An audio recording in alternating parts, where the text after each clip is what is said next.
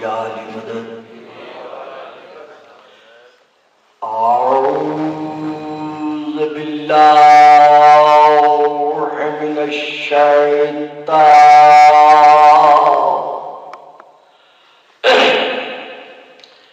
اللعین الرجیم بسم اللہ الرحمن الرحیم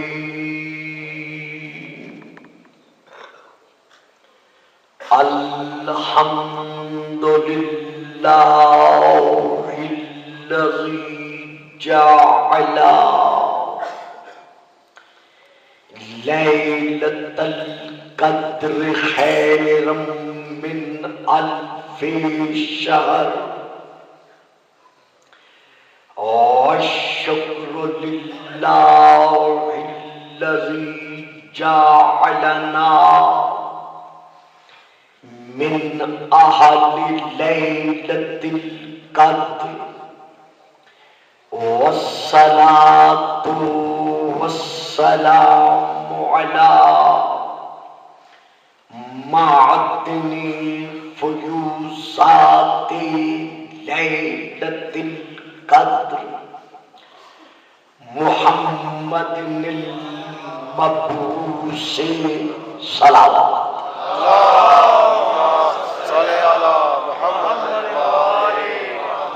قبل لیلۃ القدر وعلی جواہر علل ما ظہر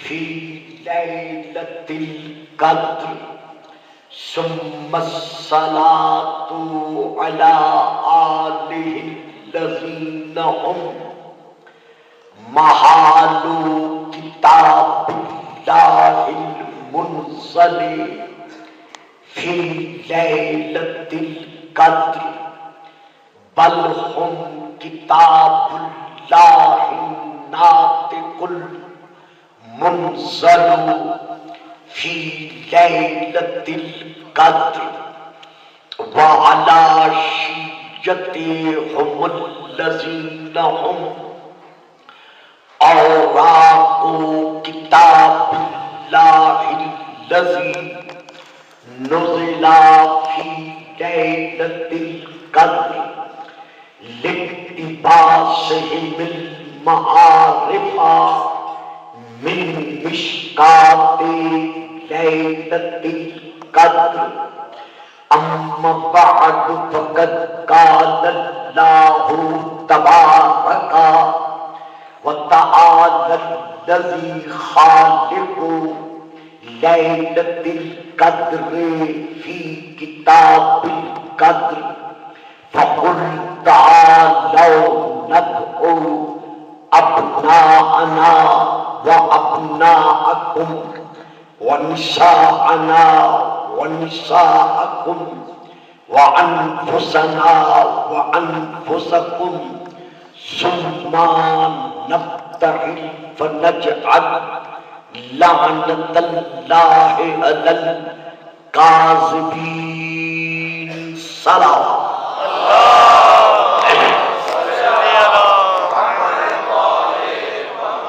آپ ایک قدم آگے نہیں بڑھائیں، ذرا ایک ایک قدم تشریف لیں۔ گلشن کے پھول جتنے یکجا ہوں اتنا دیدہ زیب گلدستہ وجود میں آتا ہے۔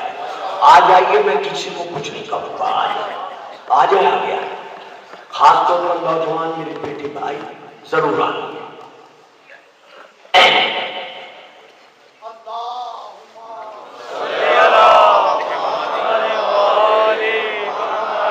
سلامتی ہو اور محمد و آل محمد کی رحمات و برکات کے سائے میں اسی طرح ہمیشہ مسکراتے رہے۔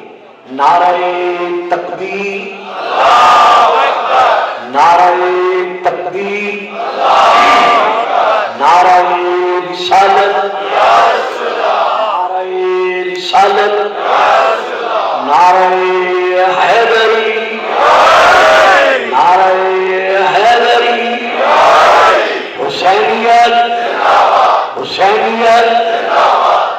یزیدیت یزیدیت بامد بلند صلوات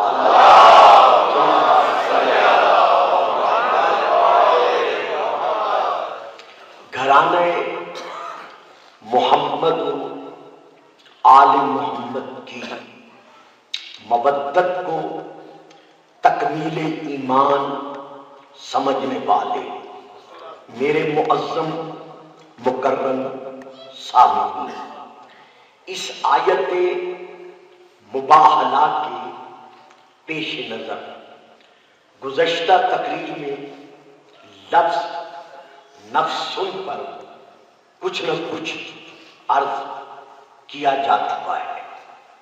آج کی گفتگو میں میں آغاز میں یہ کہنا ضروری سمجھتا ہوں کہ نجران کے نصارہ کا جو وفد اپنے اس کف پادری کے زیر سایہ مدینے پہنچا تھا، اس کف کے یہ علم میں تھا، اسے معلوم تھا کہ محمد عربی برحق خاتم النبیین ہے۔ درود پڑھیے گا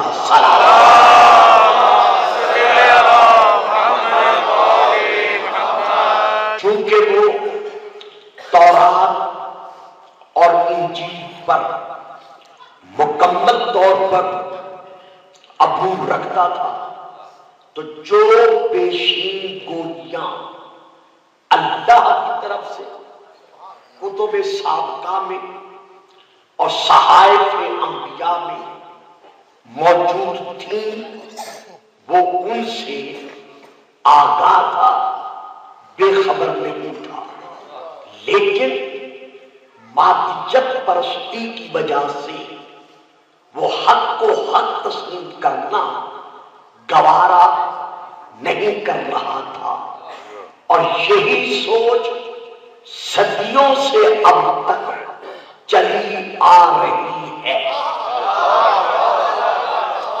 کہ واضح ہو جاتا ہے کہ یہ حق ہے، لیکن اس کے باوجود ذاتی اغراض و مقاصد کے پیش نظر حق کو حق تسلیم کرنے سے انکار کر دیا جاتا ہے۔ قرآن میں کفر جو 5 قسمیں بیان کی گئی ہیں، ان 5 قسموں میں سے ایک کفر جوہر ہے، جس کی تعریف یہ ہے کہ ایک شخص یہ جانتا ہے کہ یہ حق ہے، یہ سچ ہے، یہ صراط مستقیم ہے، یہ سبیل اللہ ہے، لیکن اس کے باوجود کہ وہ جانتا ہے وہ حق کو حق ماننے سے انکار کر دیتا ہے، تو ایسے شخص کو بھی قرآن نے کافر کہا ہے۔ جیسے کہ حارث بن نعمان فاری کلمہ گو بھی تھا، نمازی بھی تھا، اور روزہ دار بھی کہا، سب کچھ جو کچھ اسلام کے اصولی اور فروعی واجب الادا فرائض تھے وہ ان سے غافل نہیں تھا، وہ ان کو ادا کر رہا تھا، لیکن رسول کی بارگاہ میں آ کر کیا کہا کہ اگر تم نے اس اپنے چچا جان بھائی علی کی خلافت کا اعلان، مولائیت کا اعلان اللہ کی مرضی سے بھی کیا ہے، تو پھر میں پھر بھی نہیں مانتا۔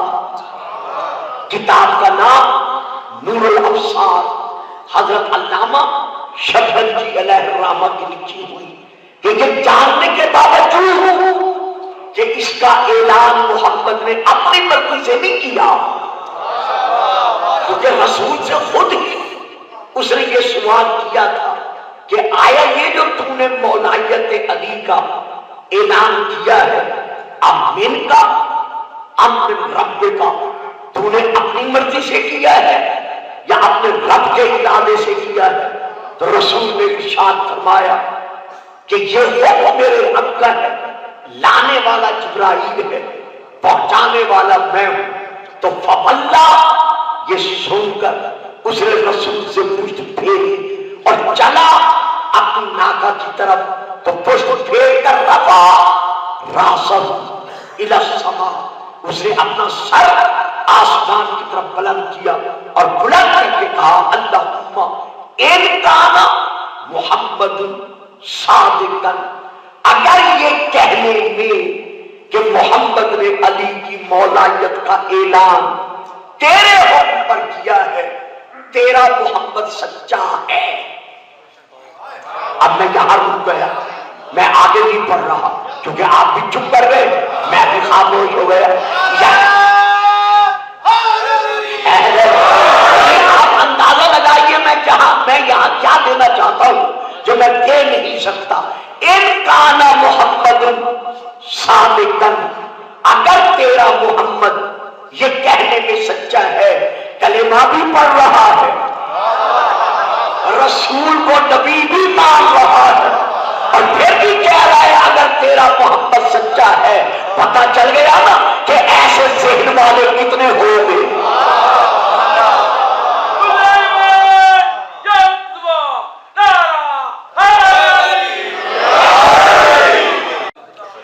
دیکھیے اندازہ لگائیے وہ کہہ کیا رہا ہے، امتی ہونے کے باوجود، کلمہ گو ہونے کے باوجود کہہ رہا ہے اگر تیرا محمد یہ کہنے میں سچا ہے، معلومہ ذہنی طور پر وہ محمد کی نبوت پر جب سے کلمہ پڑھ رہا ہے شک کرتا چلا آ رہا ہے۔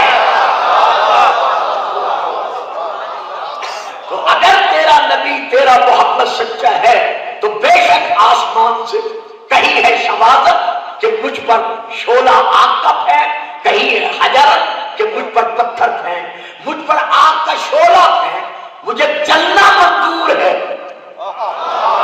لیکن علی کو مولا ماننا یہ مجھے گوارا نہیں ہے۔ دیکھا آپ نے مولائیت علی کے منکر نے اپنے لیے سزا،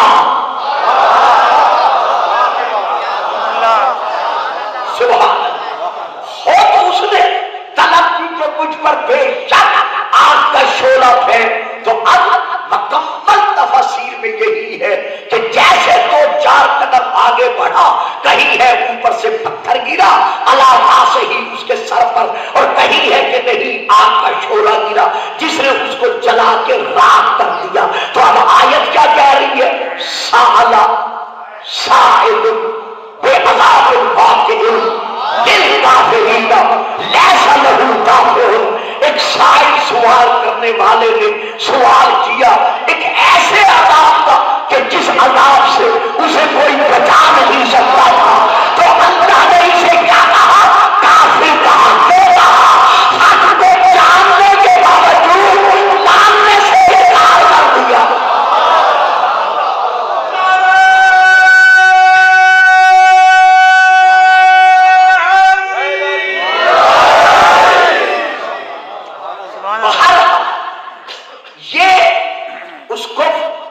اور اس کے ساتھی سب اس سے واقف تھے کہ یہ یتیم عبداللہ خاتم النبیین ہے، چونکہ انجیل سے آگاہ تھی اور انجیل میں موجود ہے، جیسا کہ حضرت علامہ جلال الدین سیوطی صاحب نے اپنی تفسیر در منصور کی جلد نمبر، او بیٹا کھیلنا ہے تو ادھر آ جاؤ، اٹھو یہاں سے ادھر آ بیٹا، جیسا کہ حضرت علامہ جلال الدین سیوطی صاحب نے اپنی تفسیر در منصور کی مطبوعہ بیروت لبنان صفحہ نمبر 59، اندر کا کاغذ اخباری رنگ کا کاغذ، باہر کی جلد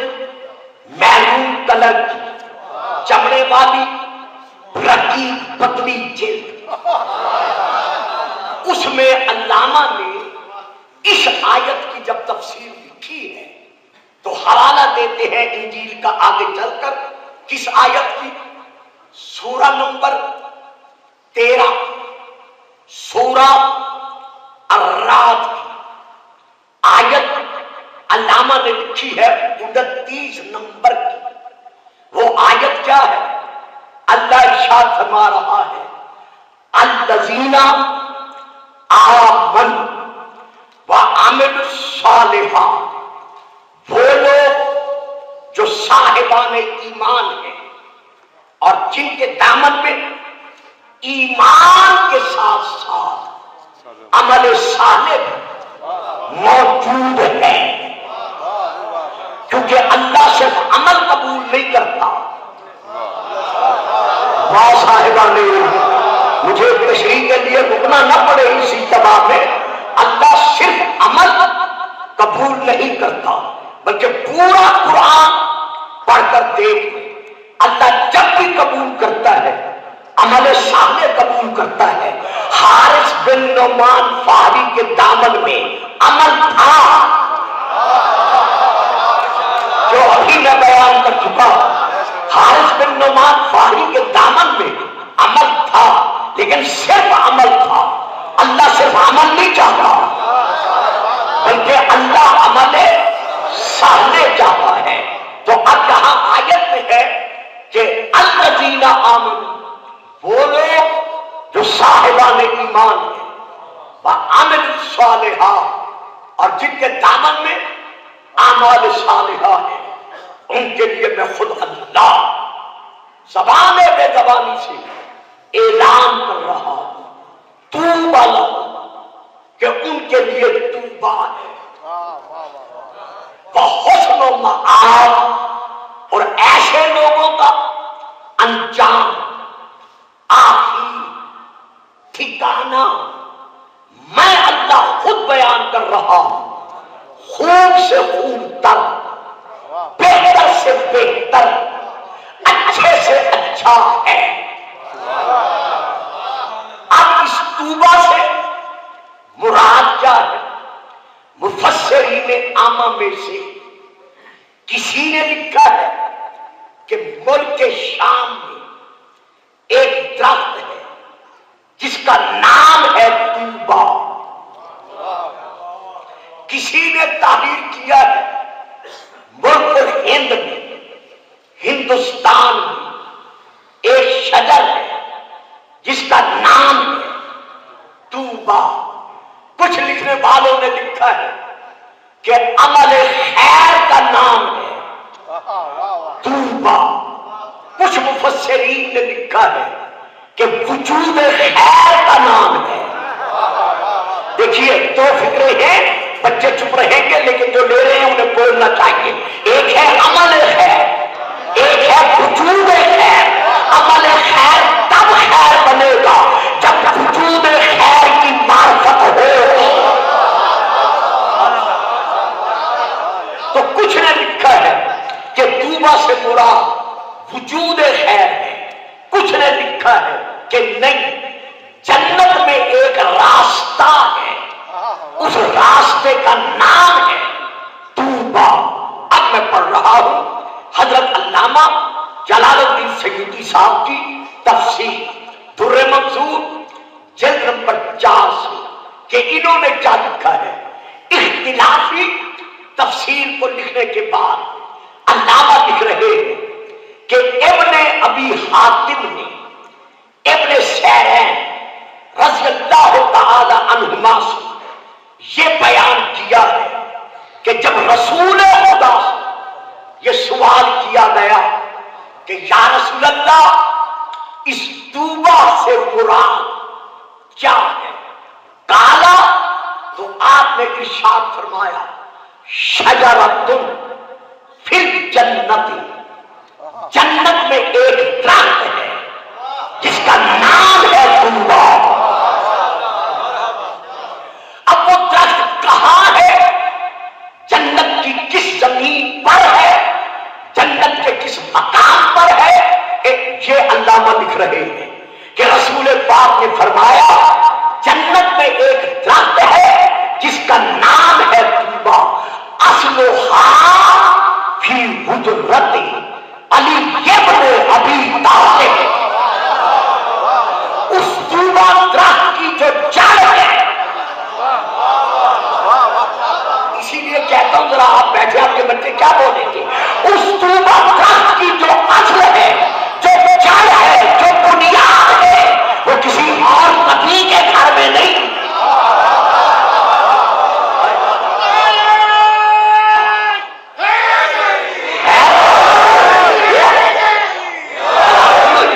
وہ آدم سے لے کر عیسیٰ تک کسی نبی کے گھر میں نہیں ہے، بلکہ کہاں ہے وہ اصلھا فی حجرت علی، وہ اس کی جو جڑ ہے وہ علی ابن ابی طالب کے گھر میں ہے، علی کے حجرے میں ہے۔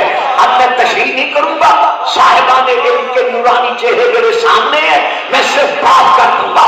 علامہ نے رسول کے اس فیصلے سے بنوا لیا کہ اللہ جو فرما رہا ہے کہ یوم نن کل اناس بامامہم، ہر شخص اٹھایا جائے گا اپنے اپنے امام کے ساتھ، کون کون کہا جائے گا وہ فیصلہ تو کرے، لیکن علی کو ماننے والا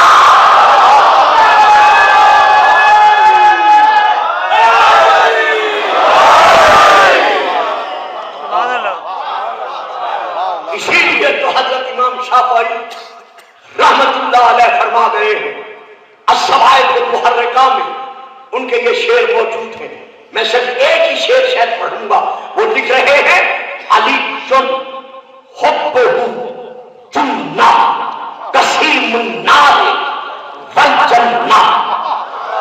لوگوں اگر کچھ شافعی سے پوچھتے ہو کہ علی کے متعلق میرا عقیدہ کیا ہے تو پھر سن لو، میں بغیر جھجک اور ڈر کے اعلان کر رہا ہوں، علی جن حبہ جنہ، علی وہ علی ہے کہ محبت علی جہنم سے بچنے کی ڈھال ہے۔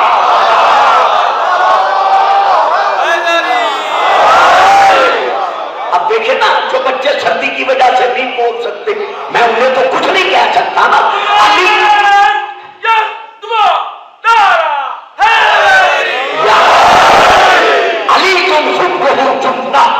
علی کی جو محبت ہے وہ جہنم سے بچنے کے لیے ایک ڈھال ہے۔ اب مجھے تشریح نہیں کرنی تھی، آپ میں مجھے تشریح کی ضرورت نہیں ہے، معلوم ہو جس طرح ڈھال دشمن کے حملے سے بچاتی ہے، اسی طرح علی کی محبت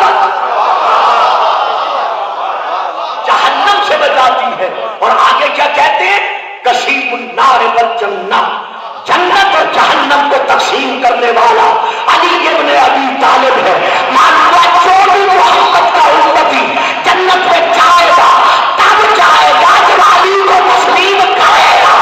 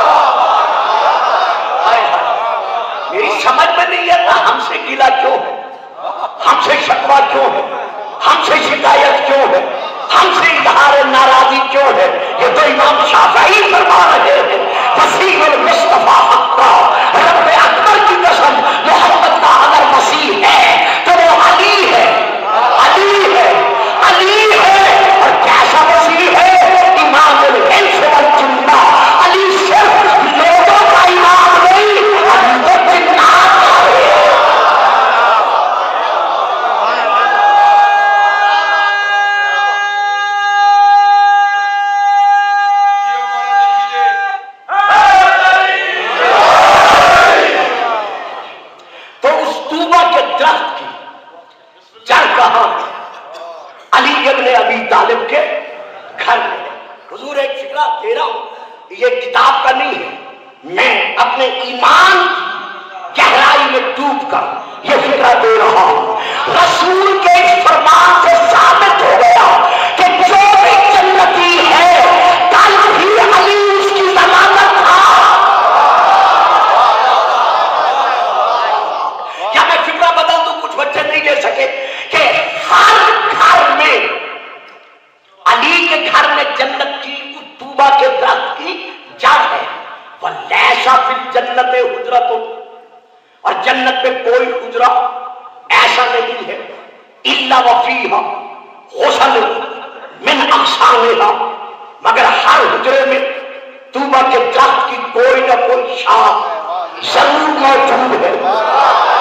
یعنی جو بھی جنتی ہے اس کے گھر میں طوبہ کی شاخوں میں سے کوئی نہ کوئی شاخ موجود ہے. تو پتا چل گیا نا کہ جو بھی جنتی ہے یہاں بھی علی کے سائے میں ہے.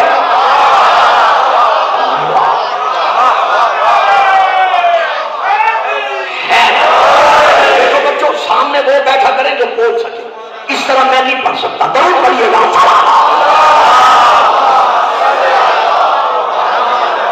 اس بچے کو سمجھ ہی نہیں آ رہا کیا پڑھ رہا ہوں، اسے چاہیے وہ ذرا سائڈ پہ بیٹھا کرے. ضرور پڑھیے گا.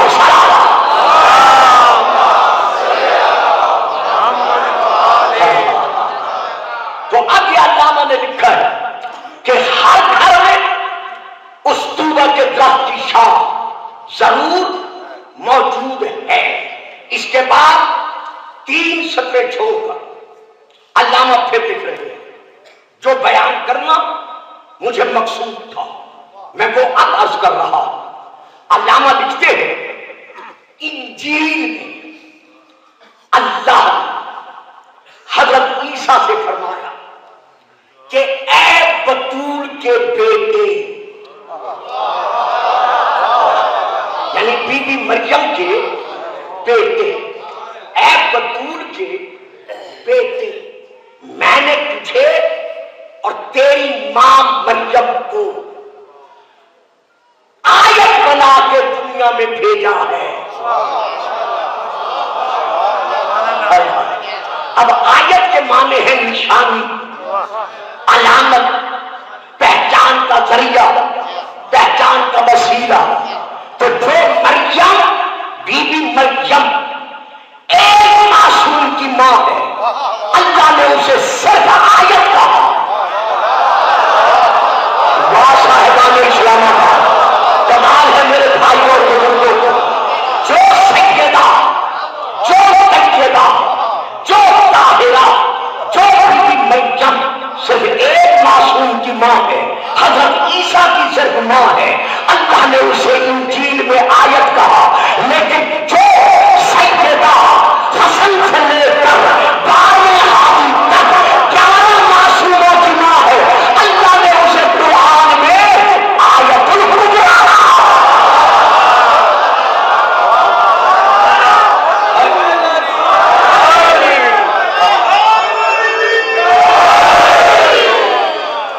لقد رأى من آیات ربہ الکبریٰ. رسول پاک نے شب معراج اللہ کو نہیں دیکھا بلکہ کسے دیکھا؟ وہ دیکھنے میں آ جائے تو اللہ اللہ ہی نہ رہے، لیکن کسے دیکھا؟ اللہ کی سب سے بڑی آیت کو دیکھا. اور جب پوچھنے والوں نے پوچھا کہ اللہ جو آپ سے ہم کلام ہوا ہے کس طرح ہوا ہے، تو رسول فرماتے سن سکتے ہو تو سنو، برداشت کر سکتے ہو تو برداشت کرو. خاطبنی بالنبوت علی ابن ابی طالب، شب معراج میرے رب نے مجھ سے علی کے لہجے میں باتیں کی.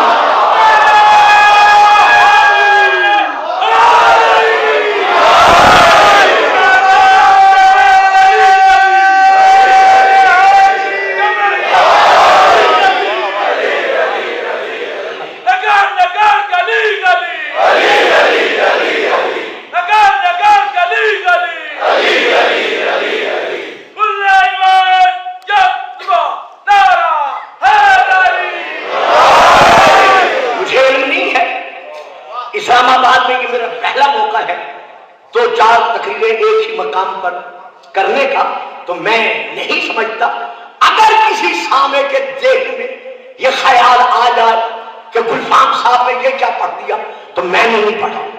تفسیر سورہ النجم حضرت آیت اللہ شہید دست غیب کی لکھی ہوئی فارسی میں، وہاں بہت بڑی تشریح ہے، چونکہ یہ میرا موضوع نہیں ہے اس لیے تشریح نہیں کرتا، تو فکرے دیتا ہوں۔ وہ وہاں لکھتے ہیں کہ رسول نے جب آواز سنی، جب آواز سنی تو لہجہ پہچان گئی، لہجہ پہچان کر رسول نے عرض کیا میرے اللہ آیا تو بمن صحبت میں کنی یا علی، یہ مجھ سے باتیں تو کر رہا ہے۔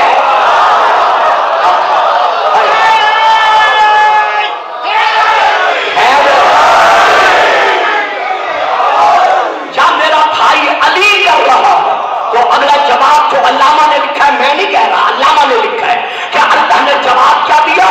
جواباً فرمایا میرا حبیب شافتن قلب دورا مملوء از محبت علی، میں نے تیرے دل کو علی کی محبت کا خزانہ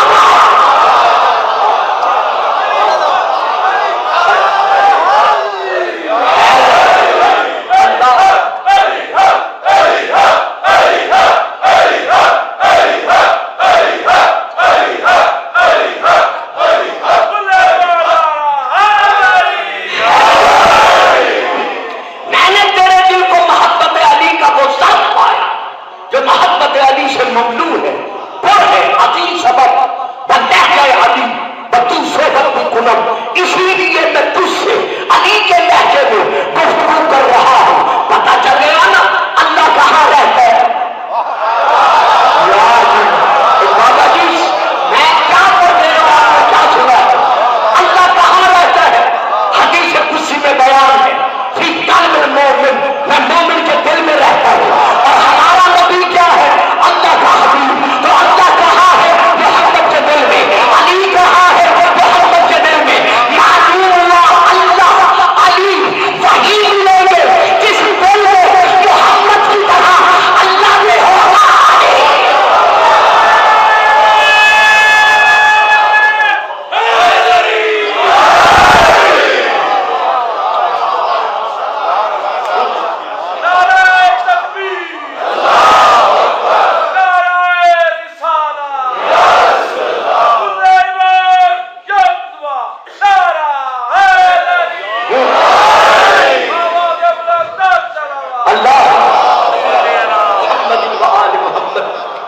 انجیل میں کہ سریانی زبان میں اپنے حواریوں کو، اپنے ماننے والوں کو بتا، کیا بتا دے؟ اے بطول کے بیٹے تو ان کو بتا دے، کیا بتا دے؟ انی انا اللہ لا الہ الا انا الحی قیوم بدیع لا زوال لہ، اگر کوئی اللہ ہے تو وہ صرف اور صرف میری ذات ہے۔ جو لوگ تجھے یا تیری ماں کو میری الوہیت میں شریک قرار دے رہے ہیں، تجھے اللہ اور تیری ماں کو جز توحید مان رہے ہیں، انہیں صاف کہہ دے کہ اللہ کا فرمان ہے اللہ صرف اور صرف میں بھی اللہ انا الحی، میں وہ حیٌ ہوں جو کسی سے حیات لینے کا محتاج نہیں، یعنی عدل سے وجود میں لانے والا میں، مجھے کوئی وجود میں نہیں لایا۔ خالق کل شیء، اللہ ہر شے کا خالق ہے، تو ان سے کہہ دو اللہ صرف اور صرف میری ذات ہے، اور میں قیوم بھی ہوں، حیّ کے ساتھ ساتھ قیوم ہوں، میں اپنے قیوم ہونے میں کسی وسیلے کا، کسی سہارے کا محتاج نہیں، میں قیوم مطلق ہوں۔ انت پتی ہر ایک کو ظاہر کرنے والا، پیدا کرنے والا میں ہوں، مجھے کوئی خلق کرنے والا نہیں ہے۔ اسی انجیل کی عبارت میں لسان اللہ، علی بن ولی اللہ، ناطق قرآن، خدا کی منہ بولتی زبان، زبان وحی ترجمان چوسنے والا، واہ واہ واہ واہ، مدینۃ العلم کا بابل علم، انہی کلمات کی جو معرفت توحید کے لیے ہے تفسیر کرتے ہوئے حضرت علی بیان فرما رہے ہیں۔ خطبہ نمبر نہج البلاغہ، خطبہ نمبر 83 میں سارا نہیں پڑھ رہا، صرف 2-4 جملے وہ پڑھ رہا جو اسی تشریح کے متعلق ہے۔ حضرت علی فرما رہے ہیں الحمدللہ القائل، تمام حمد، تمام تعریف اس اللہ کے لیے ہے جو تھا، ہے اور رہے گا۔ میرے ساتھ آپ نے توجہ نہیں فرمائی کلمات کا، الحمدللہ قائل۔ دیکھیے آپ تمام صاحبان علم جانتے ہیں، میں تو معمولی سا طالب علم ہوں، یہ آپ کی دعاؤں کا نتیجہ ہے کہ میں چند ٹوٹے پھوٹے کلمات ادا کر لیتا ہوں، ورنہ آپ کے علم میں ہے کہ اللہ کی ذات کے لیے ماضی اور مستقبل کا معنی نہیں کیا جا سکتا۔ اب میں کیا کہوں، اللہ کے لیے جب بھی معنی ہوگا حال کا ہوگا۔ ہم یہ نہیں کہہ سکتے کہ اللہ قادر تھا یا اللہ قادر ہوگا، نہ، اللہ قادر ہے۔ ہم یہ نہیں کہہ سکتے کہ اللہ حی تھا یا ہوگا، نہ، اللہ حی ہے۔ اسی طرح جو اللہ کو اللہ منوانے والے ہیں، ہم ان کے لیے بھی نہیں کہہ سکتے کہ محمد رسول تھا۔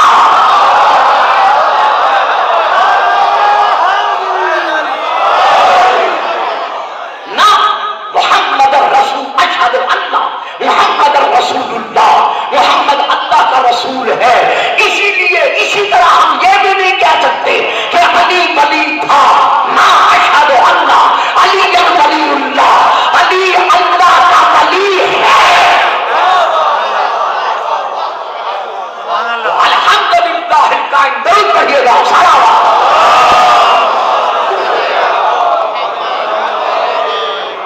الحمدللہ القائم، تمام ہم اس اللہ کے لیے ہے جو ہے۔ اس کے بعد فرماتے ہیں قابل ان یکون کرسی او عرش او سماء او ارض او جان او انس، نہ عرش تھا، نہ کرسی تھی، نہ آسمان تھے، نہ زمینیں تھی، نہ جنات تھے، نہ انسانات تھے، مگر وہ تھا اور وہ ہے۔ کسی نے کہہ دیا یا علی، تھوڑی سی تشریح فرمائیں۔ علی نے آسمان کی طرف دیکھا، یہ خطبے کے فکر یہاں نہیں ہے، یہ اور کتابوں میں ہے۔ علی فرماتے ہیں یا من ہوگا، یا من لا یعلم ما ہوگا، بنا کیسا ہوگا، بنا ہے تو ہوگا، بنا ہے نہ ہوگا،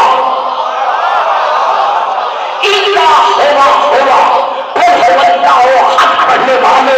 علی بتا رہا ہوگا کیا ہے، یا من ہوگا اے وہ ذات جو کہ ہے، من لا یعلم ما ہوگا، کوئی نہیں جانتا کہ اس کی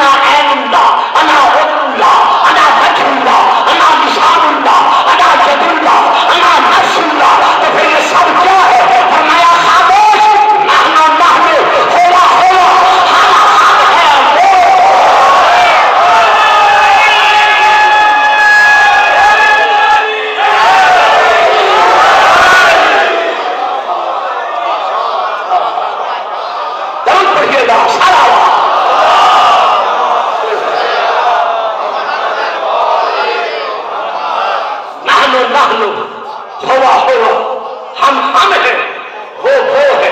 آج کسی کا غلط فہمی میں رہتے ہوئے یا مسلمانوں کے مابین شیعہ اور باقی مسالک اسلامیہ کے مابین اختلافات کو اندر وجود دینے کی خاطر اگر کوئی یہ نعرہ بلند کرتا ہے کہ جی رہنے دے شیعہ کو، یہ تو علی کو اللہ مانتے ہیں، یہ تو علی کو اللہ سے ملاتے ہیں، شاید اسی امام بارگاہ میں اسی منبر پر یا کسی اور منبر پر میں اپنے اسلام آباد میں عرض کر چکا ہوں، اب پھر زبان پر بات آ گئی ہے، میں پلٹا نہیں سکتا۔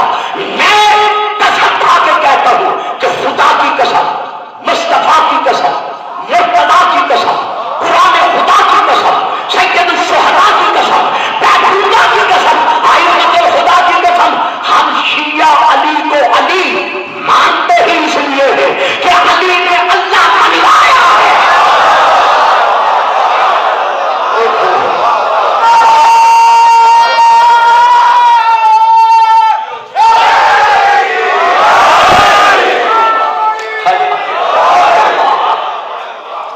علی نے اپنی گفتار سے،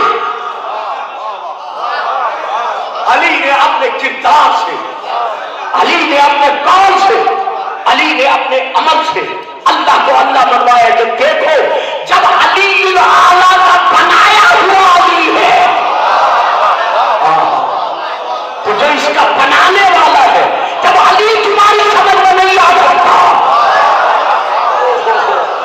لیجیے صاحبان علم، وقت بھی نہیں ہے، گھنٹہ گزرتے پتہ نہیں چلتا اور بعد میں بات آ جاتی ہے، دینی بھی پڑتی ہے۔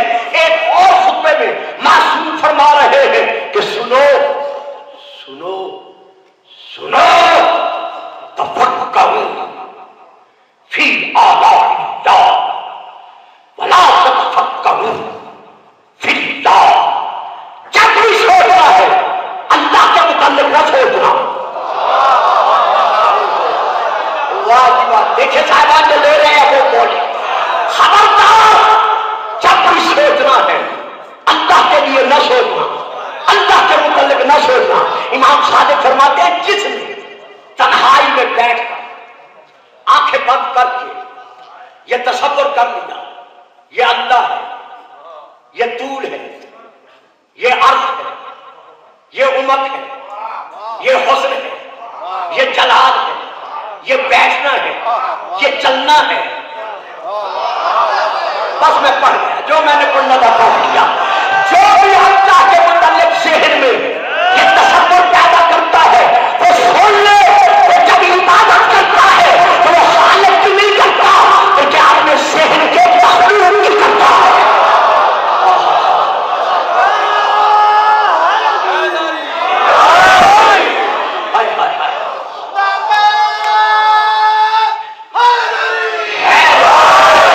خبردار جب بھی سوچنا اللہ کے لیے نہ سوچنا بلکہ کیا کرنا، جب بھی سوچنا اللہ کی نعمتوں کے متعلق سوچنا۔ پھر فرماتے ہیں نحن آلاء اللہ، اللہ کی وہ نعمتیں، ہم محمد و آل محمد ہیں، جب ہم تمہاری سمجھ میں نہیں آ سکتے تو پھر خود اللہ جو ہمارا بھی خالق ہے۔ ایک اور خطبہ کیا کروں، بس مولا کی گداگری کا صدقہ ہے، بات میں بات آ جاتی ہے، یہ نہج البلاغہ کا خطبہ ہے۔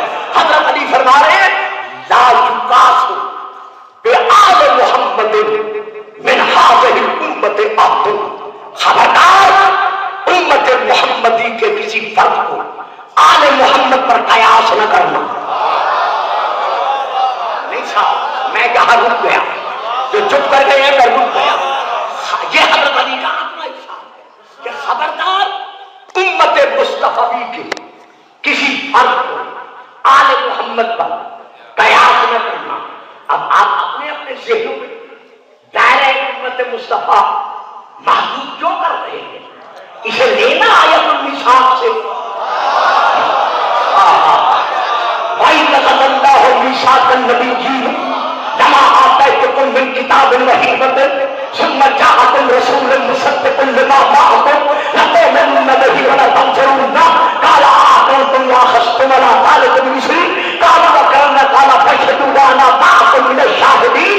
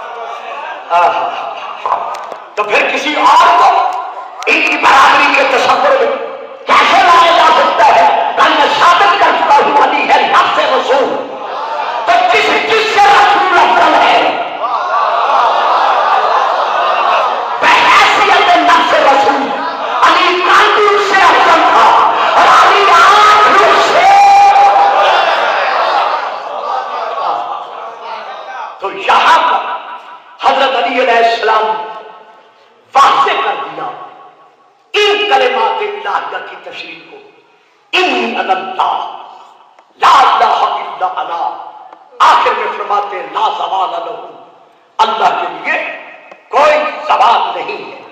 آگے چل کر پھر اللہ ارشاد فرما رہا ہے کہ اے عیسیٰ تو بھی سن، ہماریوں کو بھی سنا، فآمنوا باللہ ورسولہ النبی الامی الذی یکون فی آخر الزمان۔ یہ ساری تقریر میں نے ان دو لفظوں کے لیے کی ہے جو تمہید میں نے ادا کیے تھے کہ اس کو اور اس کے ساتھی پادری جانتے تھے کہ انجیل میں کیا ہے، اور یتیم عبداللہ اپنے دعوی نبوت میں برحق ہے۔ تو اے عیسیٰ تو بھی اور تیرے حواری بھی ایمان لے آؤ مجھ اللہ اور آنے والے اس نبی پر، رسول پر، یکون فی آخر الزمان، جو آخری زمانے میں ہوگا، اب ابھی موجود نہیں ہے، پردے میں ہے، عالم شہود میں نہیں ہے، ابھی ہمارا رسول دنیا میں آیا نہیں، معلوم ہوا اگر معصوم غائب ہو تو اس پر ایمان لانا بدعت نہیں۔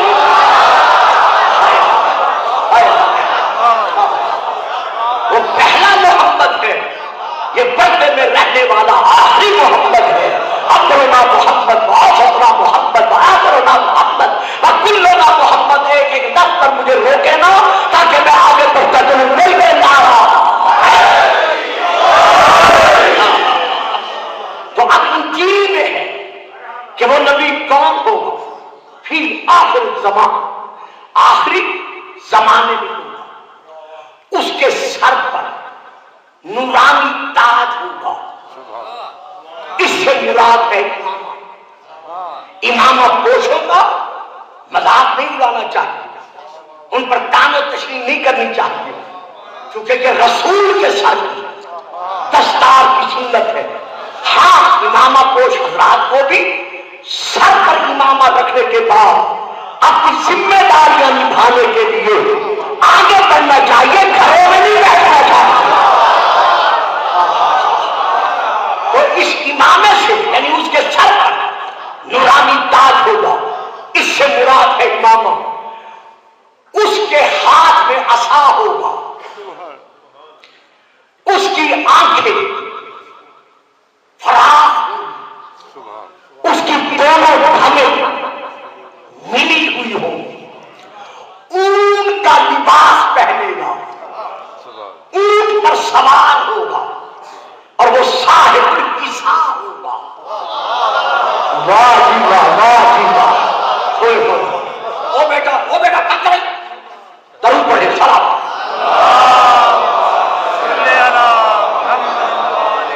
وہ صاحب الکسا ہوگا، انہوں نے تشریح نہیں کی تھی، ہمارے یہاں تشریح ہے کہ اس کسا سے مراد وہی چادر ہے جو بے سایہ نبی نے بطول کے گھر آ کر جس چادر بطول کا سایہ پسند کیا تھا اور سایہ میں بیٹھ کر رہا تھا اللہم ہؤلاء اہل بیتی، تو جو حدیث کسا کا انکار کر رہا ہے اسے سوچنا پڑے گا کہ اس کا ذکر تو انجیل میں ہے۔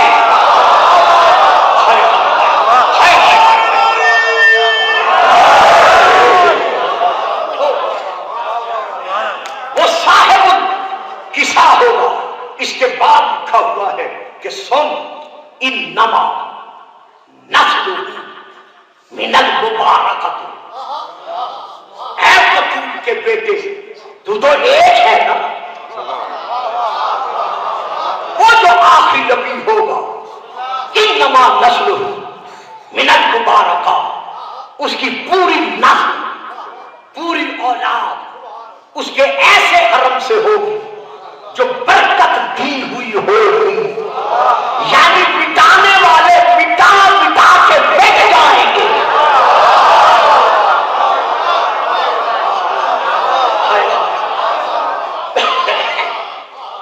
لیکن اس کی اولاد ہمیشہ ہمیشہ کے لیے باقی رہے گی.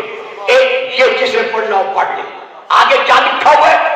یعنی خدیجہ تھا جس سے محمد کو میں برکت والی اولاد عطا کروں گا. وہ ہے کون؟ یعنی خدیجہ تھا.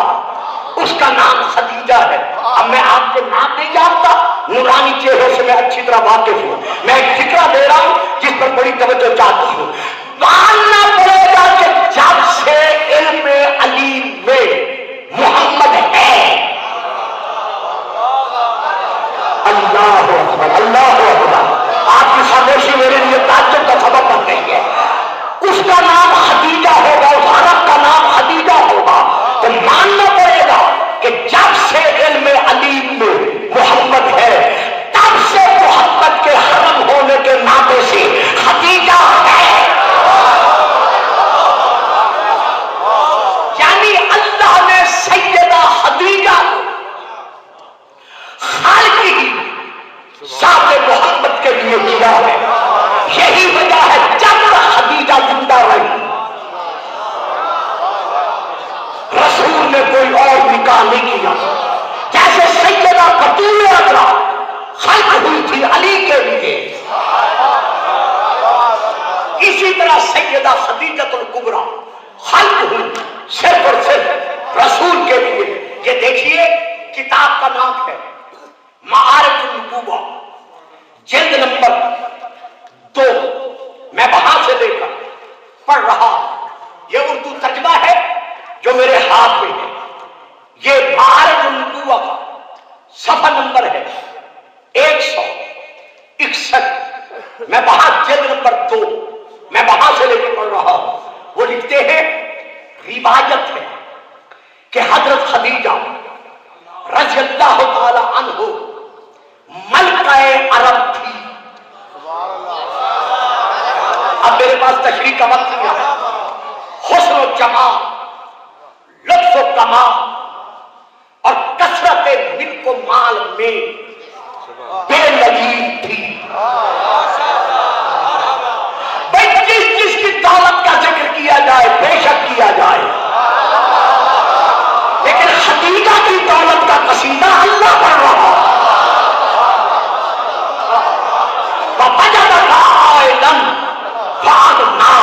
میرا حبیب جب ہم نے تجھے خالی ہاتھ پایا تو کیا دولت خدیجہ سے تجھے مالا مال نہیں بنا دیا؟ اب آگے پھر لکھتے ہیں کہ جناب خدیجہ بے نظیر تھی. دنیا کی تمام ایک ایک حد پر مجھے رکنا چاہیے لیکن میں رک نہیں سکتا. دنیا کی تمام عورتوں سے ممتاز.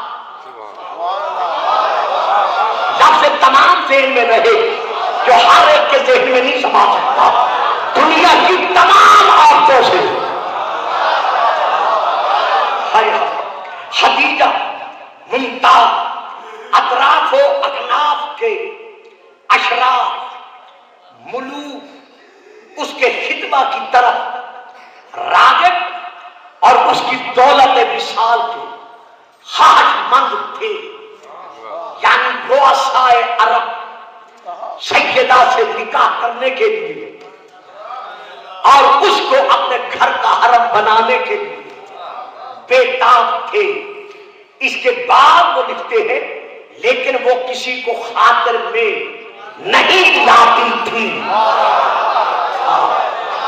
آگے انہوں نے اپنے عقیدے کے مطابق لکھا ہے جس پر میں بحث نہیں کرتا کہ اپنے پہلے خامد کی وفات کے بعد عبادت الہی اور توریت اور دوسری آسمانی کتابوں کی تلاوت میں مصروف رہتی تھی. خیال آ گیا بچوں کے لیے روک رہا ورنہ بزرگ جانتے ہیں میں یہاں رکنا نہیں چاہتا تھا.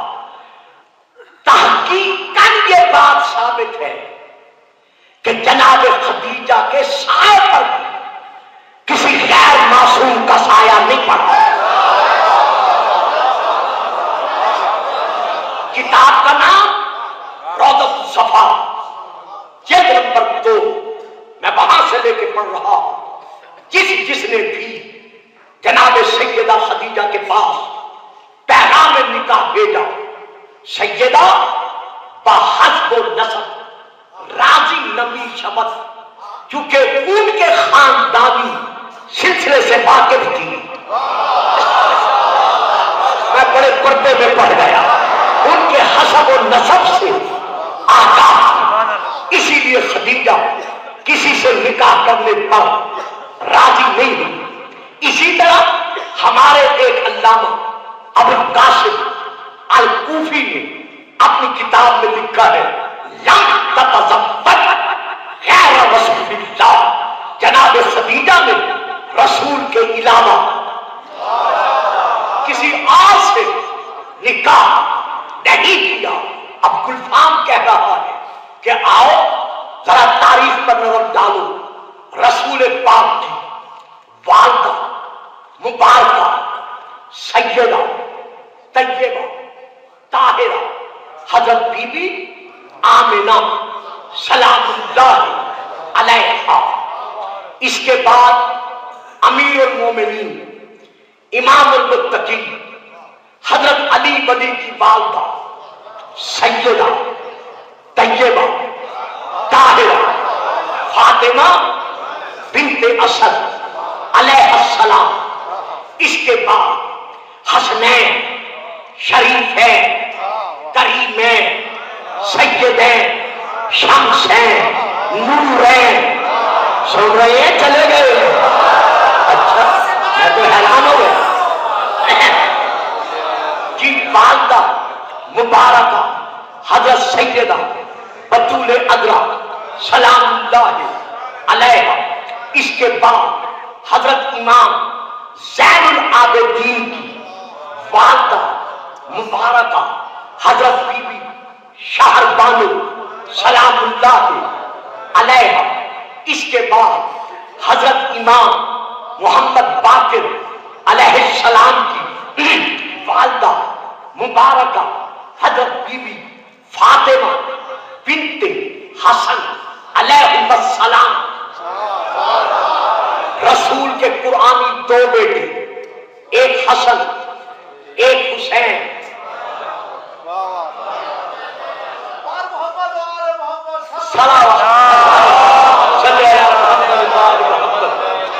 عمومی سوچ کے مطابق امامت آنی چاہیے تھی حسن کی طرف، لیکن ہم سوچ کے قائل نہیں، ہم نس کے قائل ہیں. تو نس کے اعتبار سے تاج امامت سجا حسن امام حضرت علی کے بعد امام حسین کے سر اقدس پر با اعتبار خلافت و امامت. اب کیا ہوا؟ اللہ نے سنگوں میں حسن اور حسین کو مد نظر رکھ کر حسین کا بیٹا لیا، حسن کی بیٹی لی. چپ کر گئے نا آپ. اور ان دونوں طیب و طاہر دریاؤں کے سنگم سے اللہ نے سلسلہ امامت کو آخر تک بڑھایا. تو حضرت امام محمد باقر علیہ السلام کی والدہ مبارکہ یعنی حضرت بی بی سیدہ فاطمہ بنت حسن علیہ السلام. اس کے بعد حضرت امام جعفر صادق علیہ السلام کی والدہ مبارکہ حضرت بی بی جناب ام فروا، اور کچھ لوگوں نے نام اور لکھا ہے بنت قاسم ابن محمد رضی اللہ تعالی عنہ اور بی بی علیہ السلام. اس کے بعد حضرت امام موسیٰ کاظم علیہ السلام کی والدہ مبارکہ حضرت بی بی حمیدہ خاتون علیہ السلام. اس کے بعد حضرت امام رضا علیہ السلام کی والدہ مبارکہ حضرت بی بی ام البنین جن کا اصل نام بی بی نجمہ خاتون علیہ السلام ہے. اس کے بعد حضرت امام محمد تقی علیہ السلام کی والدہ مبارکہ حضرت بی بی ریحانہ خاتون یا حضرت بی بی خیزران سلام اللہ علیہا. اس کے بعد امام علی نقی علیہ السلام کی والدہ مبارکہ حضرت بی بی سمانہ خاتون علیہ السلام، اس کے بعد حضرت امام حسن عسکری علیہ السلام کی والدہ مبارکہ ماجدہ حضرت بی بی حدیثہ خاتون علیہ السلام، اس کے بعد شہنشاہ دورہ ناطق قرآن خلیفۃ الزمان صاحب العصر والزمان حضرت امام العصر کی والدہ مبارکہ بیٹا نام بی بی ملیکہ خاتون اور خاندان طہارت کا بخشا ہوا نام بی بی نرگس خاتون علیہ السلام۔ پوری دنیا کے مورخین اسلام کے سروں پر قرآن رکھ کر پوچھو کہ ان معصوموں کی ماں میں سے کون سے معصوم کی ماں ہے جو یا بیوہ تھی یا مطلقہ تھی؟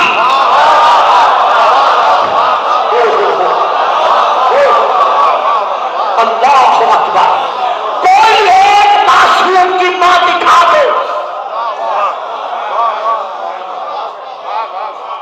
جو یا طلاق یافتہ تھی یا بیوہ تھی۔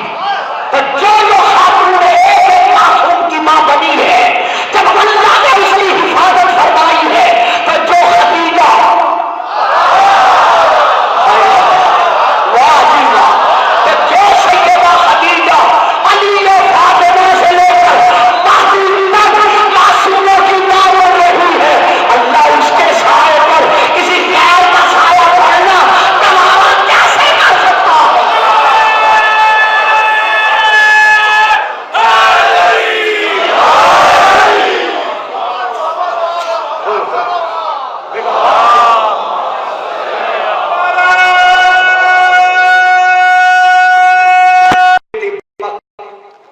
صرف اپنے باپ کا ذکر نہیں کیا، کیا کریں؟ بچے چپ کر جاتے ہیں، ممبر سے ایسے موضوعات دینے چاہیے۔ پڑھے امام صاحب کے خطبے، پڑھے امام سجاد کے خطبے، جہاں انہوں نے اپنے ددیال کا ذکر کیا ہے، اپنے باپ کا اپنے دادے کا ذکر کیا ہے، وہاں اپنی ماں کی عصمت پر بھی فخر کیا ہے، اپنی ماں کی طہارت پر بھی ناز کیا ہے۔ لیکن دکھ ہوتا ہے جب میں ایسے موضوع، جیسے اب آپ نے دیکھا کتنے بچے چپ کر گئے، ایسے موضوع جب لے کے چلتے ہیں تو بچے بالکل برف کی طرح خاموش ہو جاتے ہیں۔ لہذا یہاں پر سوچنا پڑتا ہے کہ کیا کیا جائے، کس طرح اسے آسان کیا جائے۔ جس خاتون نے معصوم کے ذبح ہونے کا شرف حاصل کیا،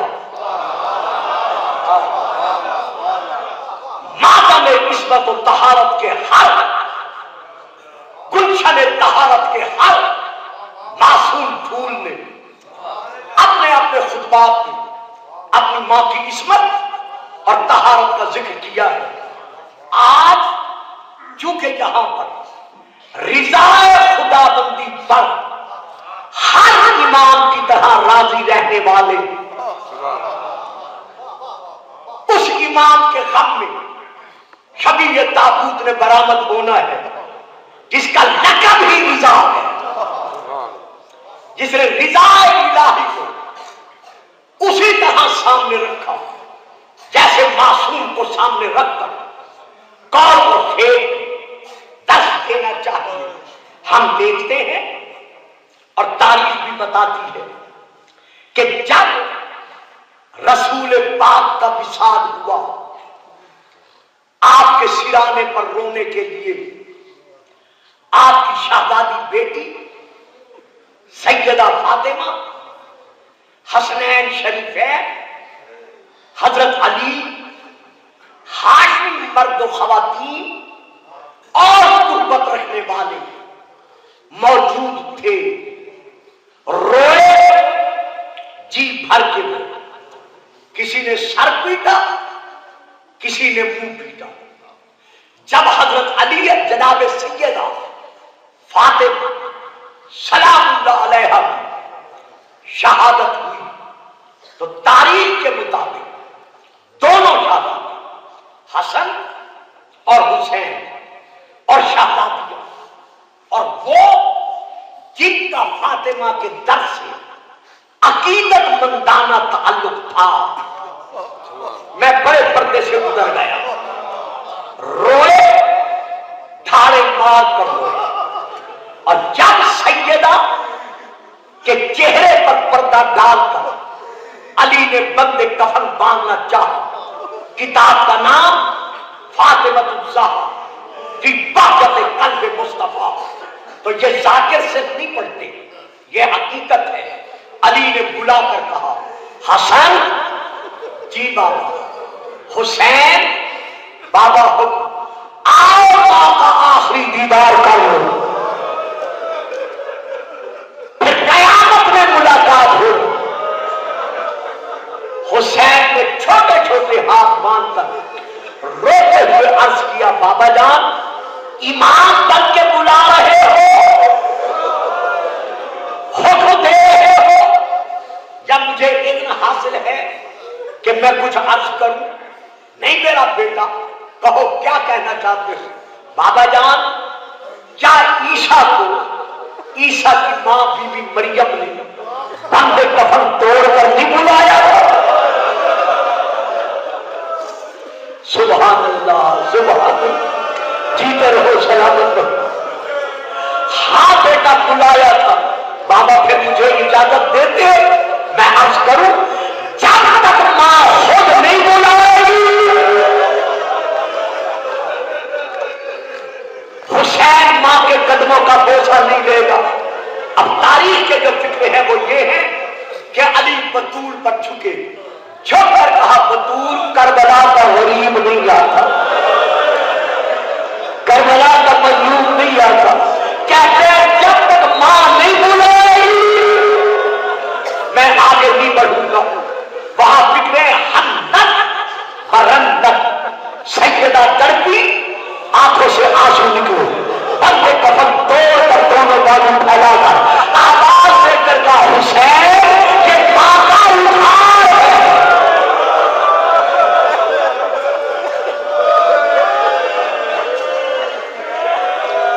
میرا لال آج میں بلا رہی ہوں، کربلا میں تجھے بلانا پڑے گا. لیکن ہائے کربلا، جب سیدہ حسین کو ملنے کے لیے آئی اور آواز دے کر کہا حسین ماں کا ادھار لوٹا، تو کتاب کا نام ہے صحابہ رحمت فارسی میں، اس میں یہ درج ہے کہ حسین کی پامال چھوڑا لاش کا کوئی ٹکڑا کہیں سے رکھا، کوئی کچھ کہیں سے رکھا، کوئی حصہ کہیں سے رکھا. آواز دے کر کہا ماں گلا نہ دینا، میرا لاش و سلامت ہو رہا.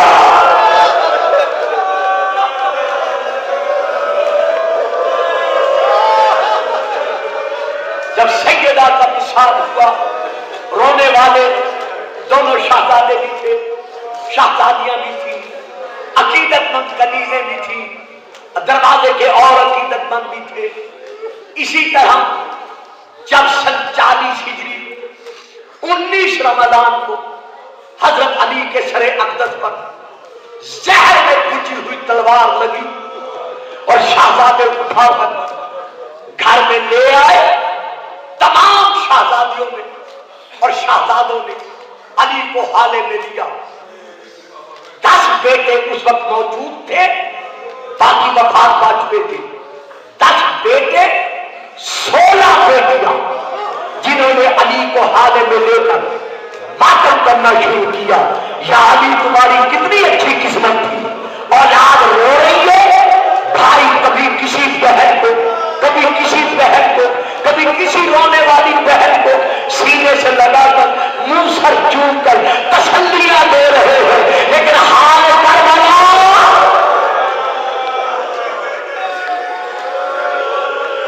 حسین کی لوٹی ہوئی بہنوں کو بجائے تسلیاں دینے کے تقریبیوں نے کہا حسین کسی نے بیٹا مارا،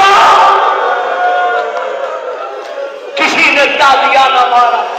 امام حسن سن 50 ہجری 28 صفر زہر کا پیالہ پیا، منہ سے کلیجے کے ٹکڑے کٹ کٹ کر باہر آنے لگے.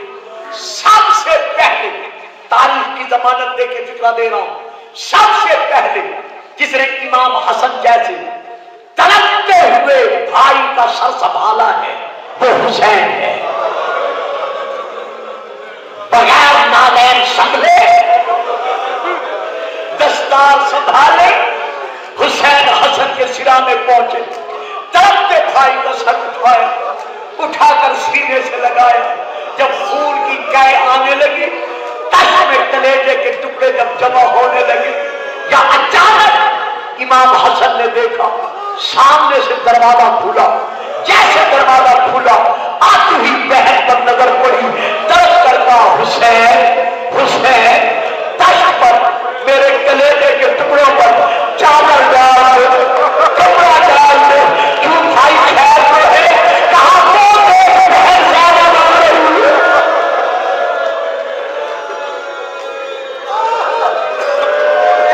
مرحبا مرحبا اجرکم اللہ. کہیں میرے کلیجے کے ٹکڑے دیکھ کر مرنے سے پہلے نہ مر جاؤ. میں کہتا ہوں مولا آج تو اتنا گوارا نہیں کہ بہن کلیجے کے ٹکڑے دیکھے, لیکن ہائے کربلا سیدہ زینب بندے ہاتھوں کے ساتھ ایک ایک ٹکڑا چوٹ کر کہہ رہی ہے سچا میرے پیش بھائی کو مشہور کیا تھا. اللہ اکبر. امام کے 8 بیٹے, 8 شہزادے, 7 شہزادیاں امام حسن کے تابوت کے گرد گرد جمع ہو رونا شروع کیا, جی بھر کے ماتم کیا. حتیٰ کہ جب گیا ہوا تابوت تیروں کا نشانہ بن کر آیا تو بہنوں اور بیٹیوں نے بیٹھ کر تابوت سے تیر نکالے, کفن سے تیر نکالے.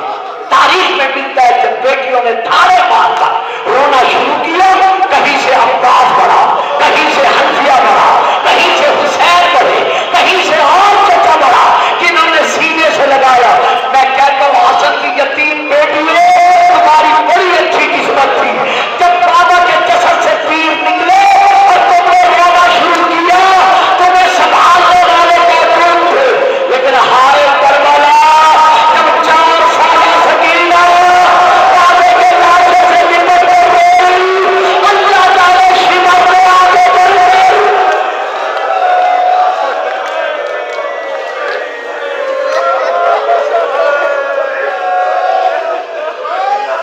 سیدہ کو یتیمی کا پیس کیسا پرچا دیا تو طرف میں کہتی ہے بابا میں تماشے کھا رہی ہوں. اسی طرح جب حضرت امام زین العابدین کو زہر ملا, وطن میں تھے, مدینے میں تھے, پردیش میں نہیں تھے. آپ کی 4 شہزادیاں ہیں, 10 سے لے کر 8 تک شہزادے. جب تابوت اٹھنے لگا بیٹیاں باپ کے تابوت سے چمٹ کر رو. ایک شہزادی کو ایک شہزادے نے سہارا دیا, سر چوما, اپنے ہاتھوں سے پانی پلایا. امام محمد باقر کو زہر مدینے میں ملا. تنہا نہیں تھے, اکیلے نہیں تھے, 3 بیٹیاں ہیں, 7 بیٹے ہیں. بڑا خلاف روایات تابوت سے چمٹ کر روئے, کسی نے روکا نہیں, کسی نے منع نہیں کیا. اسی طرح حضرت امام صادق علیہ السلام جب آپ کو زہر ملا یہی مدینہ تھا, پردیش میں نہ تھی. جب آپ کا وصال ہوا آپ کی اولاد نے تابوت سے چمٹ کر ماتم کیا. بڑے دست و احتشام کے ساتھ آپ کا تابوت اٹھایا گیا. لیکن ہائے باپ بیٹے کی قسمت نہیں. میں پڑھ گیا آپ کے توجہ نہیں, رونے والے یہی تو رونے کے لیے کافی تھے. میں نے اتنی بڑی تمہید کے بعد 2 ٹکڑے دیے. ہائے باپ بیٹے کی قسمت. باپ ساری زندگی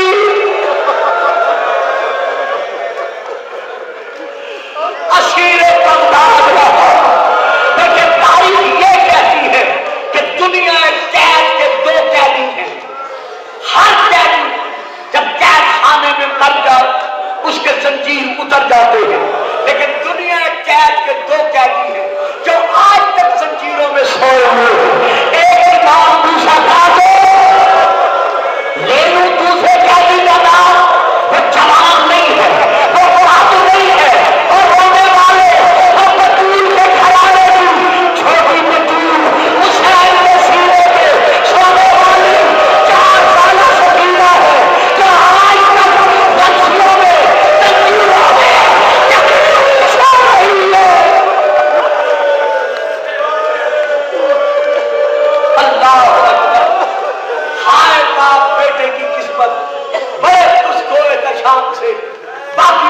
کے تابوت اٹھائے گئے سوائے امام حسن کے، لیکن امام موسیٰ کاظم کا تابوت کوئی اٹھانے والا نہ تھا، مستور اٹھا کر پورے بغداد پر لے آئے۔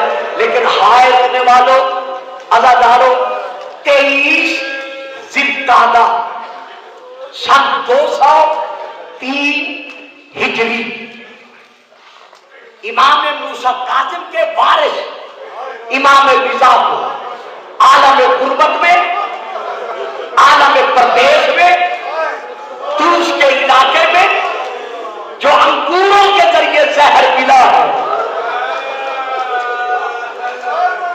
اللہ اکبر، جب مامون رشید نے انار کے پانی میں زہر ملا کر اس میں دھاگا ڈبویا اور اسی دھاگے کو نو کے سوزن میں ڈال کر، سوئی میں ڈال کر انگوروں سے باہر نکالا، یہ زہر اتنا سخت تھا کہ امام کے بلانے پر امام نے فرمایا تھا 2 نام ہے، ایک حسمہ ایک ابو سلم، زیادہ نام لیتا ہے حضرت ابو سلم کا۔ فرمایا ابو سلم میں بلایا گیا جا رہا، اگر میرے سر پر کوئی کپڑا نہ ہو پھر تو مجھ سے گفتگو کرنا، کلام کرنا، اگر میرے سر پر کوئی کپڑا ہو پھر مجھ سے کوئی بات نہ کرنا، سمجھ لینا تیرا امام دنیا سے جا رہا۔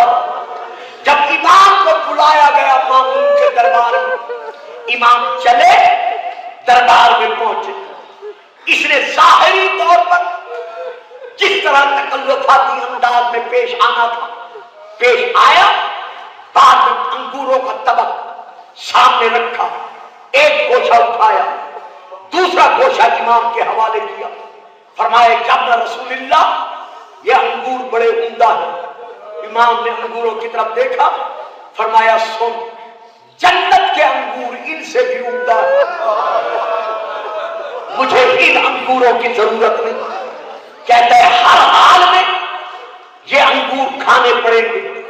جب اس نے کہا ہر حال میں کھانے پڑیں گے، امام نے وہ گوشہ جو اس نے دیا اس میں سے 3 دانے امام نے حلق سے نیچے اتارے، ابھی تیسرا اترا ہی تھا کہ امام نے کہا ان للہ و انا الیہ راجعون، سر پہ تولیہ تھا، امام نے کپڑا رکھا۔ جب امام جانے لگے، مامون کہتا ہے فرزند رسول کہاں جا رہے ہو؟ فرمایا جہاں تم نے بھیجا ہے۔ یہ کہہ کر امام چلے۔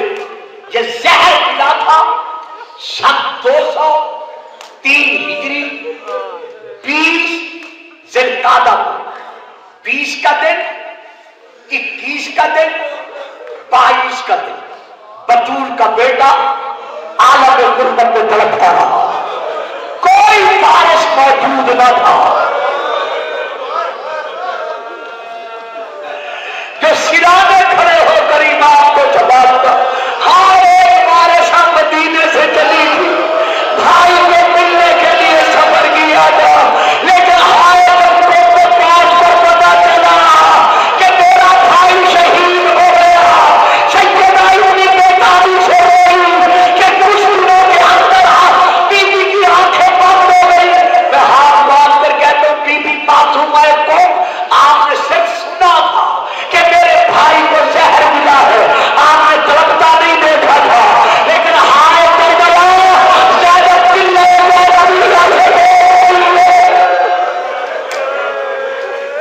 حسین کی 82 گردن پر خنجر چل رہا ہے۔ 23 ذوالقعدہ کو جب امام کی آنکھیں بند ہوئی، ابو سلم بیان کرتے میں نے حجرے سے کسی کے رونے کی آواز سنی، میں حیران ہوا، دروازہ بند ہے، آنے کا کوئی راستہ نہیں، یہ آنے والا کہاں سے آیا ہے؟ جرت کر کے میں آگے بڑھا، میں نے دیکھا ہے خوب شہزادہ 7 یا 8 برس کا مولا کے سرانے بیٹھ کے رو رہا ہے۔ میں نے روتے ہوئے ہاتھ باندھ کر کہا کون ہو؟ میرے غریبوں کو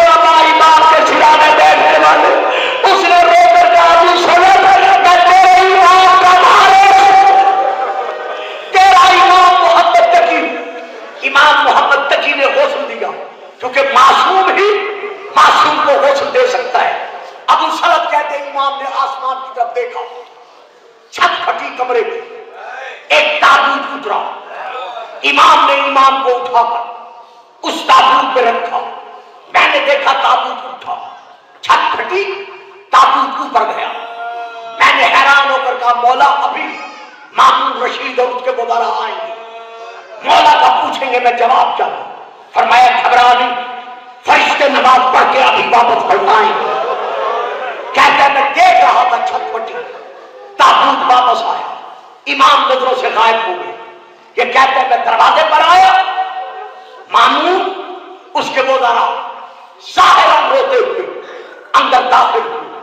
وہ وقت بھی آیا بس حق جب امام کا تابوت اٹھایا گیا، میں ہاتھ باندھا تمام مومنین کے سامنے عرض کر رہا ہوں مجھے آپ کے علاقے کے رواج کا علم نہیں ہے، جیسے میں شبیہ تابوت برآمد کراتا ہوں وسطی پنجاب میں یا باقی علاقوں میں ویسے برآمد کرا رہا ہوں، میں شبیہ تابوت منگوا کر آپ کے سامنے رکوا دوں گا، جب تک میں ماتم امام نہ کروں، صدقہ امام کی شہادت پر رونے والوں کو مولا کا واسطہ کوئی مومن اپنی جگہ سے کھڑا نہ ہو۔